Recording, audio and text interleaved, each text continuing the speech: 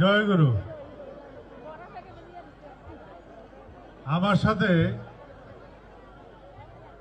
একজন মানুষ এসেছেন, ডাক্তার জীবন চক্রবর্তী। তিনি এখানে কিছুক্ষণ আগে সাধারণ সভায় তার বক্তব্য রাখছিলেন। তিনি এখানে দু পায়ে খাড়া হয়ে দাঁড়িয়েছিলেন, কিন্তু যদি আপনারা তাকে সম্যকভাবে জানেন, তার একটা পা নেই। তার অ্যাক্সিডেন্টে একটা পা চলে যায়, তার তখন যৌবনকাল। শ্রী বর্দা এক জায়গায় গেছেন, সেখানে সব দুস্থ মানুষদের বাস, অত্যন্ত দুস্থ মানুষ তারা।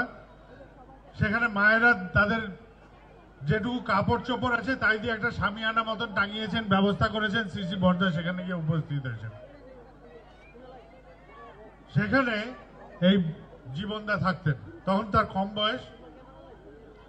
এই যে পা নেই, এক হাতে লাঠি নিয়ে সে হাঁটে, তাই দেখে বর্দার চোখে পড়ল।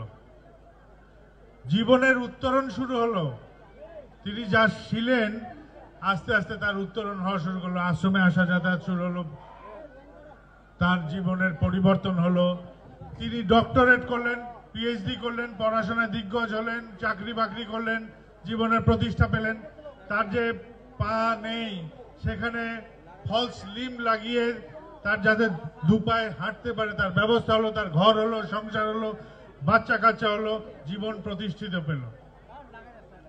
এটা হচ্ছে দয়া, একটা মানুষের পরিবর্তনের দয়া। যার পা নেই, আশাহীন, তাকে দয়া করে উত্তরণ করে দিলেন। যেখানে ওই সেই গরিব মায়েরা কাপড় লাগিয়ে, নিজেদের ছেঁড়া কাপড় হোক, যা দিয়ে হোক, একটা শামিয়ানা বানিয়েছিলেন। সেই জায়গায় আগামী পরশুদিন আমি যাব উদ্বোধন করতে। তাদের ওখানে দোতলা এখন কেন্দ্র হয়েছে, সেখানে আমি যাব। আজকে এই মহতী উৎসবে সবাই সমবেত হয়েছেন, সবাই আনন্দ করেছেন। সবাই ভাবছেন যে আমার এই কথাটা তো বলা হলো না, আমার এইটা তো নিবেদন করা হলো না, আমার এইটা তো জানানো হলো না। কিন্তু জানাবেন কাকে? কোনো একটি ব্যক্তিকে? যদি ব্যক্তির এতই ক্ষমতা থাকতো, তার জীবনে কি কোনো সমস্যা নাই? যদি আমার সমস্যা হয়, তাহলে আমি কাকে জানাবো? আমার মায়ের শরীর ভালো না, যে আমার পারিবারিক এই অসুবিধার সৃষ্টি হয়েছে, আমার ছেলের এই হয়েছে, আমি কাকে জানাবো? আপনারা বলবেন ঠাকুরকে জানাবেন। তাহলে সরাসরি আপনিও ঠাকুরকে জানাবেন না কেন? আমাকে মাঝখানে পান্ডা বানিয়ে রাখবেন কেন? সহজ উপায়, নিজের সমাধান যদি করতেই চান, সবার আগে ঠাকুরকে আঁকড়ে ধরেন। যেসব সমস্যা বলছেন, এখানে কয়েকজন মা দাঁড়িয়ে আছে, বাচ্চা নিয়ে দাদারা দাঁড়িয়ে আছে, ছেলের হাতে খড়ি করাবে। কিন্তু কখনো ভেবে দেখেছেন আইনস্টাইন যে বিজ্ঞানী ছিল, তার হাতে খড়ি হয়েছিল কিনা? বিদ্যা চর্চার সাথে হাতে খড়ির কিন্তু কোনো সম্বন্ধ নাই। এটা বাবা মায়ের উচ্ছ্বাস, যে একটা অনুষ্ঠানে নিয়ে গেলাম ছেলেকে। আমার পড়াশোনা শুরু হয়ে গেছে, আমি গল্পের বই পড়তে পারি। বাড়িতে সরস্বতী পুজো হবে, আমার এক কাকা ধরে নিয়ে গেল আমাকে, বলে তোর হাতে খড়ি হবে। আমি তখন অ আ ক খ সবই লিখতে পারি। তো এই অনুষ্ঠানের দরকার হয় না, বিদ্যা অর্জনের জন্য এই অনুষ্ঠানেরও দরকার হয় না। আমাদের দরকার হচ্ছে আনন্দের। আনন্দ কিসে হয়? উৎস অভিমুখী যখন গতি হয়, তখন আনন্দ পাই আমরা। কোন উৎসের দিকে যখন দৌড়াই, যখন একদিকে দৌড়াই, তখন আনন্দে থাকতে পারি। এই যে সমবেত হয়েছি আমরা সবাই মিলে, এবং এখানে আমাদের আনন্দ আছে। গায়ে গায়ে লেগে দাঁড়িয়ে আছি, সারাদিন ধরে ঘুরছি ফিরছি, নানা রকম দেখছি, শুনছি, উপভোগ করছি, প্রসাদ দিচ্ছি, পরিবেশন করছি, আনন্দ উপভোগ করছি। বাড়ি যাব, গিয়ে চুপ করে যেন বসে না থাকি। এই আনন্দগুলো পরিবেশে যেন বিতরণ করতে পারি। আমি গতবার এসেছিলাম এখানে দীক্ষা কার্যক্রমে, তখন একটা কথাতে খুব জোর দিয়েছিলাম, যেন সবাই যাজন করি। আমরা যাজন যদি না করি, যে অবস্থায় আছি আমি সেই অবস্থায় থেকে যাবো চিরকাল, পরিবর্তন হবে না। কারুর পরিবর্তন হতে সম্ভব হবে না যদি না আমি চর্চা করি, যদি না আলোচনা করি। ঠাকুর নিয়ে আলোচনা করতে হয়। লোচন মানে কি? চোখ। আলোচনা করলে কি হয়? নিজেরও চোখ খোলে, নিজেরও দৃষ্টি খোলে। কেননা মানুষের সাথে যখন কথা বলি তখন মানুষেরও কিছু সমস্যা আমার কাছে জানা হয়। আর এই মানুষের সমস্যা হোক, মানুষের জীবন সম্বন্ধে জানা হোক, এই জানাগুলো মানুষকে জ্ঞানে উত্তীর্ণ করে। আমরা আনন্দে থাকতে চাই, কিন্তু মানুষ হয়ে যখন জন্মাই আমাদের মধ্যে বহু জিনিস আছে যেগুলো আমাকে আনন্দে সম্পূর্ণ সবসময় থাকতে দেয় না। যদি ভাবি লোভ, লোভ কি যদি বিসর্জন যায় তাহলে আমার খিদে জাগবে? জাগবে না। তাহলে লোভ ততটুকুই করতে হবে যতটুকু মাত্রায় আমার শরীর ঠিক থাকে। তাহলে লোভকে নিয়ন্ত্রণেরও ব্যাপার আছে, শুধু লোভ থাকলেই হলো না। ক্রোধ, আমি যদি ক্রোধ করি তাহলে সংহার এলে সেই ক্রোধ তো বিপর্যয় এনে দেবে। কিন্তু ছেলে দুষ্টুমি করছে, আমি যদি রাগ না দেখাই, শাসন না করি, উপযুক্ত ভাবে তাকে না আমি তাকে বোঝাই, তাহলে সে তো এলোমেলো হয়ে যাবে। তাহলে তারও একটা মাত্রা থাকা দরকার। এই যে লোভ বলি, ক্রোধ বলি, কাম বলি, মদ মোহ মাৎসর্য যাই বলি, এগুলো আমার জীবনে একটা দিক পরিপূরণ করে আর একটা দিকে বিপদও এনে দেয়। তাহলে এর থেকে মুক্তির উপায় জীবনের বাইরে কাউকে ভালোবাসা, এমন কাউকে ভালোবাসা যিনি এগুলোকে নিয়ন্ত্রণ করতে পারেন, তার হাতে নিয়ন্ত্রণ ছেড়ে দেওয়া। মহাভারতের যুদ্ধে আছে যে অর্জুন বসে আছেন, গান্ডীব নিয়ে যুদ্ধ করছেন, আর কৃষ্ণ সারথী, তার হাতে রথের গুরু দায়িত্ব ছেড়ে দিয়েছে আর যুদ্ধ করছে সে। কিন্তু এই অর্জুনের কি অবস্থা হয়েছে মহাভারতে দেখা যায় যে কুরুক্ষেত্রের যুদ্ধে এসে অর্জুনের হাত থেকে ধনুক বাণ পড়ে গেছে, অস্ত্র পড়ে গেছে। সে বলছে আমি যুদ্ধ করব না, সে বলছে আমি এই কুরুক্ষেত্র ছেড়ে পালাবো।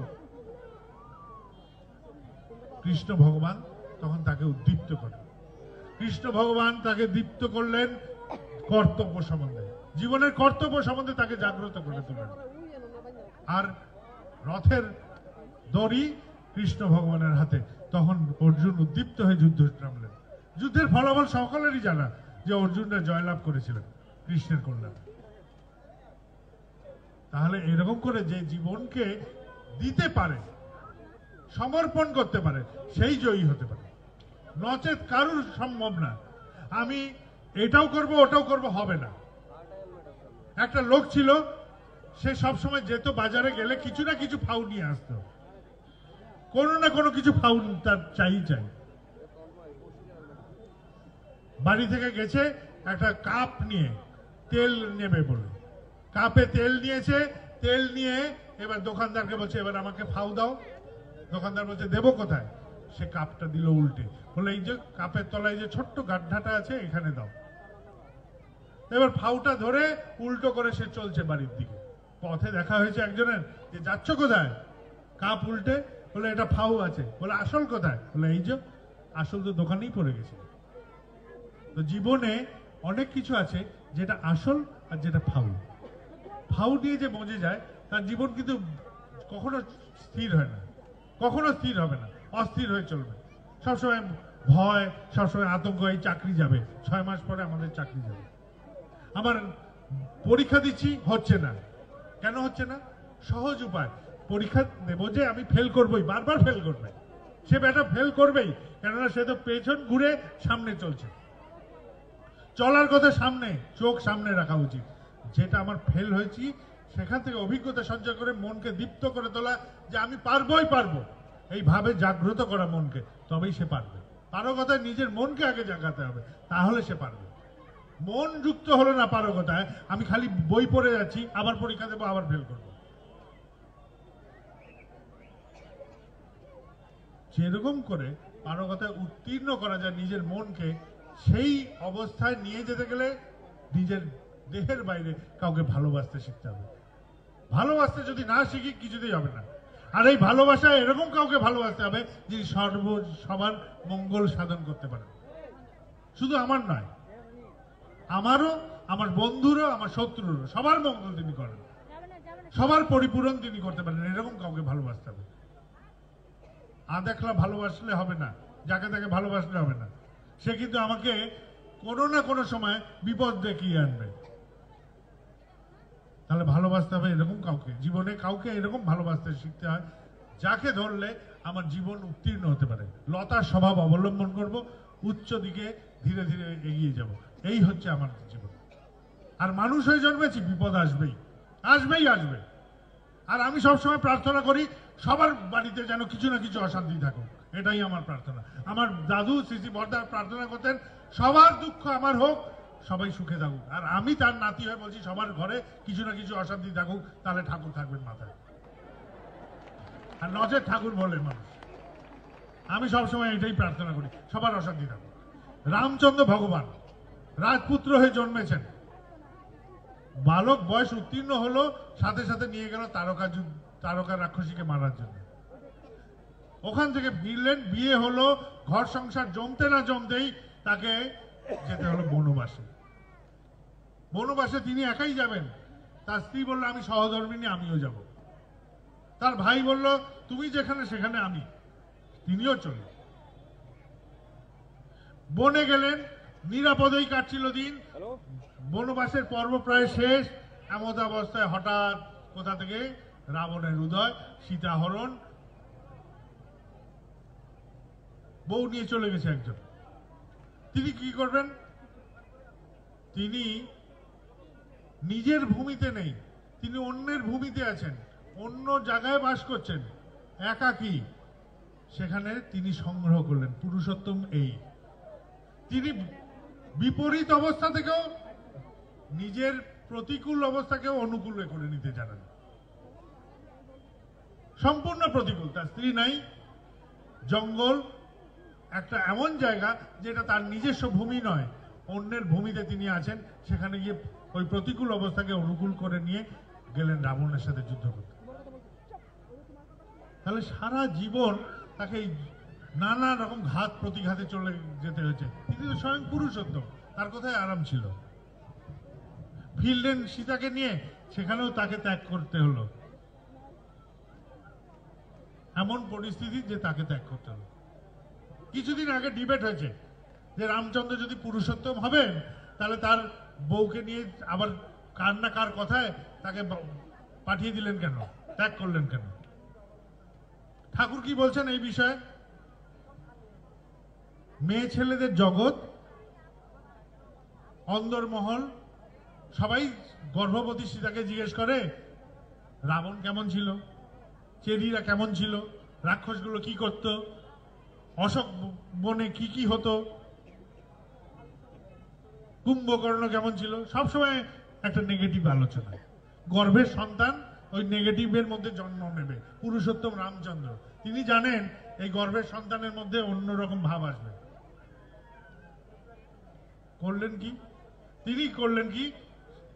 স্ত্রীকে নিরাপদ জায়গায় পাঠিয়ে দিলেন, একটা অছিলা খুঁজে নিয়ে, যে যাও ওই আশ্রমে গর্ভে সন্তানকে জন্ম দাও, তাহলে সুস্থ সন্তান জন্ম হবে। পরিবেশ যেরকম, মায়ের মন যেরকম, গর্ভের সন্তানও সেরকম। নচে দৈত্যকুলের প্রহ্লাদ জন্ম নেবেই বা কেন? অতএব সবই জানেন যে পুরুষোত্তম হয়ে জন্মালেও এই জগৎ আমাদের ছেড়ে দেয় না, তাকে নানা রকম পরীক্ষা নিরীক্ষা সংঘাতের মধ্যে দিয়ে যেতে হয়, আর তার থেকে উত্তীর্ণ হতে হয়। রামচন্দ্রকে দেখে কি শিখি? যে উত্তীর্ণ হওয়া যায়, প্রতিকূলতাকে অনুকূল করে এনে উত্তীর্ণ হওয়া যায়, কঠিন পরিস্থিতিকে, বিপরীত পরিস্থিতিকে নিজের পক্ষে নিয়ে এসে এগিয়ে যাওয়া যায়, এই শিখতে হয়। পুরুষোত্তমকে যখন আমি জীবনের কাণ্ডারি হিসেবে ধরি, তাহলে এটাই শিখতে হয়, এটাই শিখতে হয়, এটাই চর্চা করতে হয়, এটাই বলতে হয়। আর এইরকম করেই চলবেন। এখানে উৎসবে খালি আনন্দবাজার প্রসাদ নিলেন, বাবাইদাকে দেখলেন, আর দু চারটে গান কথা শুনে বাড়ি গিয়ে চুপ করে বসবেন না, এই কথাগুলোকে চর্চা করেন। মায়েরা যারা আছেন, প্রচুর কাজ আছে আপনাদের। আপনারা যারা গৃহ সামলান, দুপুর বেলাটা যদি ফাঁকা থাকেন বেরিয়ে যাবেন, পাশের বাড়িতে চলে যাবেন, অন্দরমহলে ঢুকে যেতে পারেন প্রত্যেকটা মা, যেটা দাদারা পারে না। একদম ঘরের হেসেল অবধি আপনাদের অবাধ গতি। পাশের বাড়িতে যাবেন, গল্প করে আসবেন, ঠাকুরের কথা চর্চা করে আসবেন। যদি প্রয়োজন হয় তখন দাদাদের ডাকবেন যে এই বাড়িতে চলুন, ওখানে যাজন করলে দীক্ষা হবে। এই কাজটা আপনারা করবেন। প্রত্যেকটা মায়ের এটা দায়িত্ব। যারা তোমরা স্টুডেন্টরা আছো, ছোট ছোট বাচ্চারা আছো, তোমরা তোমাদের বন্ধুদের মধ্যে আলোচনা করবে। প্রত্যেকে আমরা চেষ্টা করব, প্রত্যেকে এই ত্রিপুরায় যেখানে আছি আমরা এরকম ভাবে চেষ্টা করব। প্রত্যেকটা নগরে, প্রত্যেকটা শহরে, প্রত্যেকে যেন আমার বাড়ি আর আমার পাশের বাড়ি, আমার পাড়াটুকু নিয়ে আমি চেষ্টা করি। বড় করে ভাবতে হবে না, ওই মন্দিরে কি হচ্ছে, ওইখানে কি হচ্ছে, এগুলো নিয়ে ভাবার দরকার নেই। এইটুকু খালি ভাবেন, এইটুকু নিয়ে খালি ভাবতে হবে যে আমি আমার বাড়ি, আমার আশেপাশের বাড়ি ঘরগুলোকে ঠাকুরময় করে তোলার চেষ্টা করি। অন্তত এইটুকু চেষ্টা করি। দেওঘরে গেছে একজন, আমাকে কিছু কথা বলছে, আমি তাকে বলছি যে আমার বন্ধুকে যদি আমি 5 টাকা দিই তাহলে আমার শত্রুকে যেন 10 টাকা দিতে পারি, তবেই আমি ঠাকুরের মানুষ। আমার বন্ধুর যখন প্রয়োজন তখন যদি 5 টাকা দিই, আমার শত্রু যে তাকে যেন আমি 10 টাকা দিতে পারি। যে আমার বিরুদ্ধে কথা বলে, যে আমার পক্ষে নয়, তাকে যেন আমি বেশি দিতে পারি, তবেই বোঝা যাবে আমি ঠাকুরের মানুষ। একজনকে আমি বোঝাচ্ছি একটা জীবনের কথা। পাশ থেকে শুনছিলেন এক ভদ্রলোক, তিনি কান খাড়া করে শুনছেন আমি এই লোকটির সাথে কি কথা বলছি। শুনে উনি চলে গেলেন নিজের বাড়ি, যে তিনি শুনছিলেন দূর থেকে। বাড়ি গিয়ে ওনার পাশের বাড়ির যার সাথে লাগোয়া 30 বছর ধরে তাদের ঝগড়া, কোনো মুখ দেখা দেখি নেই, যাতায়াত নেই। কিন্তু উনি ভাবলেন যে বাবাইদা তো এই কথা বলছিলেন একজনকে, এটা আমি আমার জীবনেই আগে করব। উনি বাড়িতে একটা সৎসঙ্গ রাখলেন এবং বাড়ির প্রত্যেকটা সদস্য হাত জোর করে যে বাড়ির সাথে ঝগড়া সেই বাড়িতে গেলেন।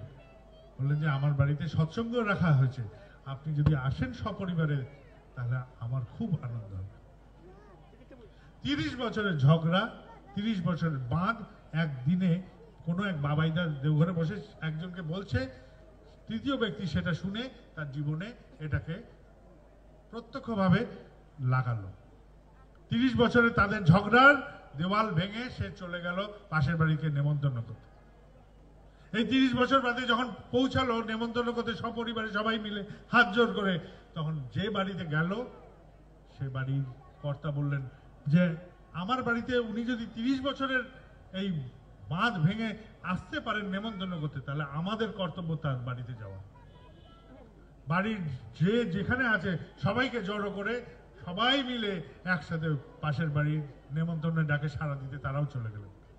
30 বছরের দূরত্ব কোনো এক বাবাইদার কথায়, তাও তাদের বলিনি, তারা শুনেছে মাত্র, সেটা তাদের জীবনে অ্যাপ্লাই করে এই রেজাল্ট পেল, যে তাদের ব্যবধান ঘটে গেল। 30 বছরের অসৎ ভাব যেটা তৈরি হয়েছিল সেটা এক লম্হায় তারা ভেঙে দিল।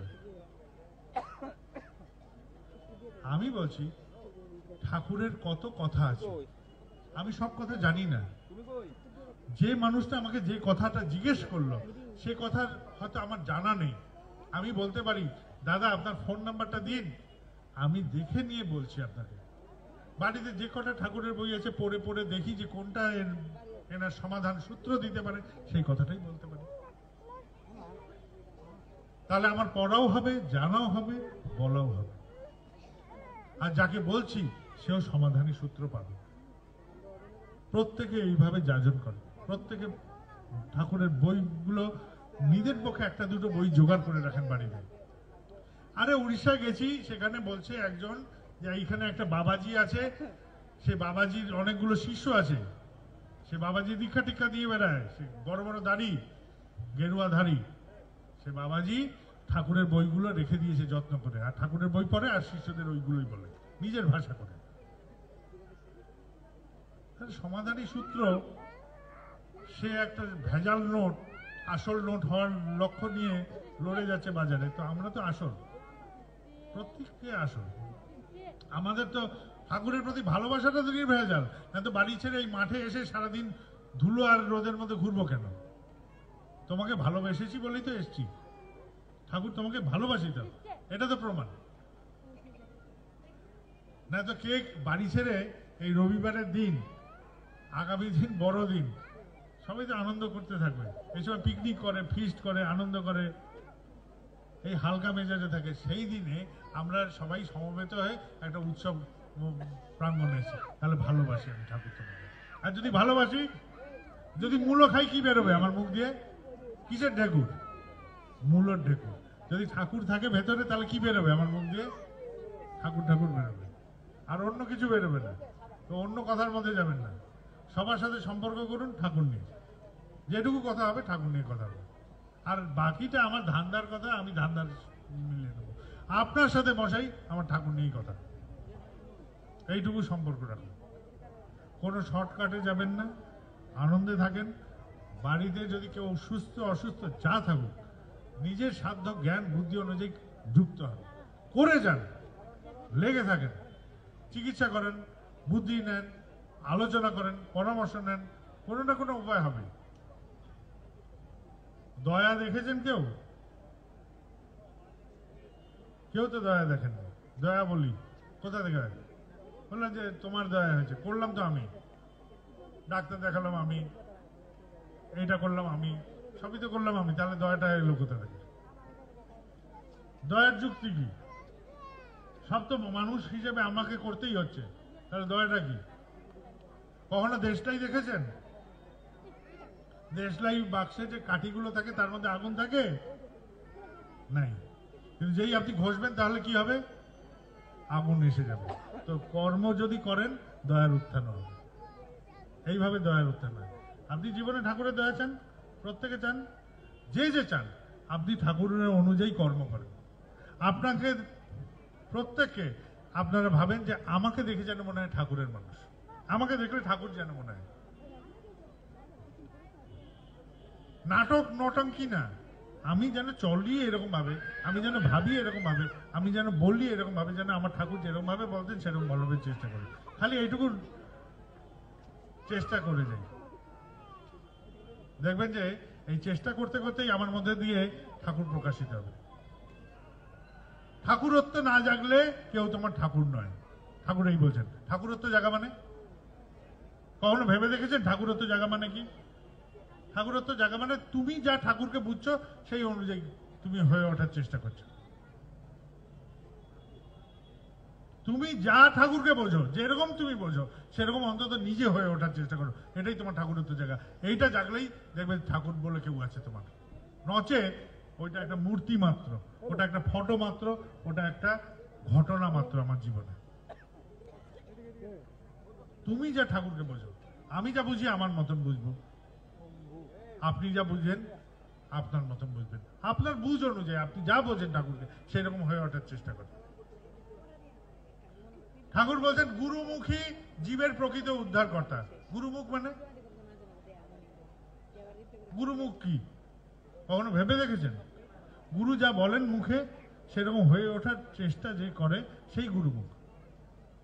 গুরুর মুখে যা বলেছেন তদ অনুযায়ী হয়ে উঠছে যে সেই গুরুমুখ, আর সেই জীবকে উদ্ধার করতে পারে।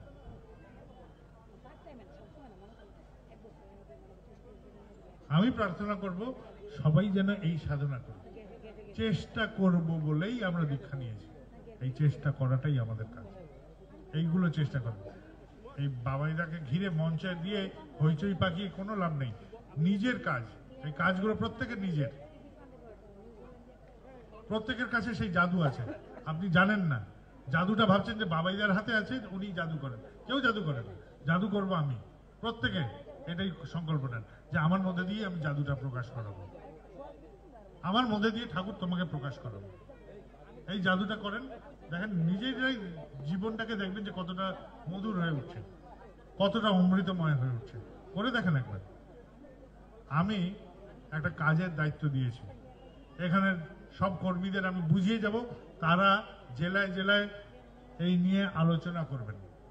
স্থানীয়ভাবে, বৃহৎভাবে, ছোটভাবে, যেভাবে হোক সেই কার্যক্রমে মায়েদের, ভাইদের, দাদাদের, ঋত্বিক দাদা, অধ্যক্ষ দাদা, কর্মী দাদাদের সবারই কাজ আছে। যারা সৎসঙ্গের কার্যকর্তা সবার, এমনকি ওই বাচ্চা ছেলেটা তারও কাজ আছে। এই কার্যক্রম সবার, এই কার্যক্রম সবারই অংশগ্রহণ, সেটা তারাই আপনাকে জানাবে। আমি আগামীকাল চলে যাব।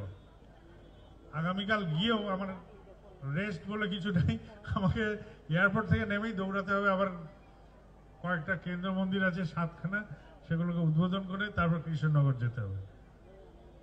তো তো এয়ারপোর্ট থেকে নামার পরে আমার আধা ঘন্টা টাইম আমার পরিবারের সাথে দেখা করার।